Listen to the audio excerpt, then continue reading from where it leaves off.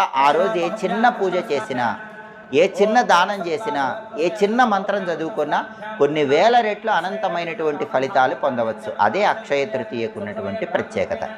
అలాగే అక్షయ తృతీయ రోజు సింహాచలం క్షేత్రంలో వరాహ లక్ష్మీ నరసింహస్వామి వారికి చందనోత్సవాన్ని కూడా నిర్వహిస్తారు. చాలా శక్తివంతమైన రోజు. అందుకే ఎవరైనా అక్షయ తృతీయ రోజు దగ్గరలో ఉన్నటువంటి నరసింహస్వామి ఆలయానికి వెళ్ళి దర్శనం చేసుకుంటే చాలా మంచిది.